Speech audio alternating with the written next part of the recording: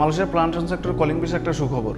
বাংলাদেশ মন্ত্রণালয়ের মাসিক যে মিটিং হয় ওই মিটিংটা আজকে ছিল 27শে জানুয়ারি। ওই মিটিং থেকে একটা ঘোষণা দিয়েছে। ঘোষণাটা হলো মালয়েশিয়ার কলিং বিষয়ের মেয়াদ বাড়ানো হয়েছে। আমি গতকাল রাত্রে আমার ফেসবুক পেজ এবং ইউটিউবে একটা পোস্ট করছিলাম।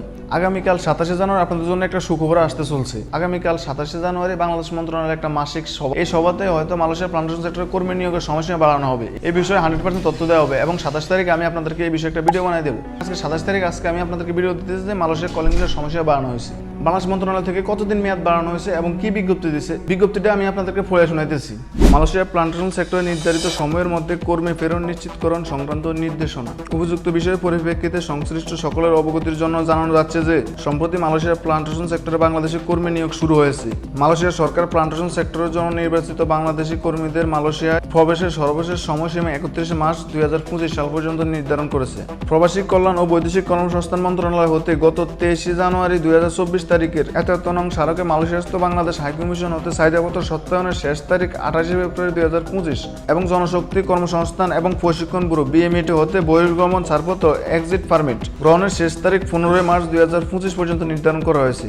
এমত অবস্থায় মালয়েশিয়ার নিয়োগকর্তাগণ যে চাহিদাপত্র সত্যায়নের নিম্নিত দ্রুত কাগজপত্র হাইকমিশন জমা দানের জন্য এবং বাংলাদেশ রিক্রুটিং এজেন্টকে শেষ সময়ের জন্য অপেক্ষা না করে যাবতীয় কার্যক্রম দ্রুত সম্পূর্ণ করার জন্য বিনীত অনুরোধ জানানো হচ্ছে। মালয়েশিয়াতে প্লান্টেশন সেক্টর আসার জন্য আগে সর্বশেষ তারিখ ছিল 31 জানুয়ারি, যেটা 31 মার্চ পর্যন্ত করা হয়েছে, 2 মাস বাড়ানো হয়েছে। বিএমইটি থেকে ছাড়পত্র দেওয়ার তারিখ ছিল আগে 15 জানুয়ারি, সেটা বাড়িয়ে 15 মার্চ পর্যন্ত নির্ধারণ করা হয়েছে। এখন সর্বমোট মালয়েশিয়ার প্লান্টেশন সেক্টরে কর্মী নিয়োগের 2 মাস সময়সীমা বাড়ানো হয়েছে। মালয়েশিয়া কলিং বিষয়ে সময়সীমা বাড়ানোর বিষয়ে আমাদের কাছে অনেক ধরনের তথ্য ছিল, কিন্তু সেগুলোর ব্যাপারে 100% শিওর আমরা ছিলাম না। আমি প্রতিটা ভিডিওতে বলছি যে মালয়েশিয়ার কলিং বিষয়ে সময়সীমা বাড়ানো হবে, এমনকি আমি কিছু কিছু ভিডিওতে বলছি আমি 80% শিওর আছি যে মালয়েশিয়ার কলিং বিষয়ে সময়সীমা বাড়ানো হবে, কিন্তু সেগুলো আমি আপনাদেরকে 100% শিওর দিয়ে বলতে পারতেছি না, কারণ মন্ত্রণালয় থেকে এই বিষয়ে কোনো ঘোষণা দেওয়া হয়নি। আমি বলছিলাম এটাই যে মন্ত্রণালয় থেকে যে দিন ঘোষণা আসবে ওই দিন আপনাদেরকে আমি জানিয়ে দেবো।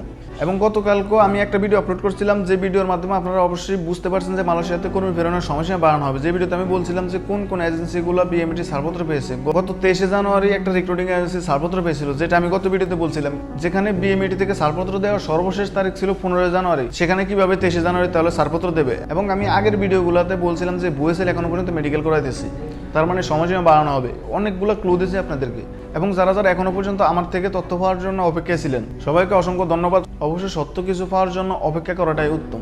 এখন মন্ত্রণালয় থেকে প্লান্টেশন সেক্টর কর্মী নিয়োগের সময়সীমা বাড়ানো হয়েছে, এই বিষয়ে ঘোষণা আসছে, এই জন্য আজকে আমি ভিডিওটা বানাইতেছি। যারা যারা ভিডিওটা শেষ পর্যন্ত দেখছেন সবাইকে অসংখ্য ধন্যবাদ। দেখা হবে আপনাদের সাথে নতুন কোনো ভিডিওতে নতুন কোনো বিষয় নিয়ে। সে পর্যন্ত ভালো থাকবেন। আল্লাহ হাফিজ।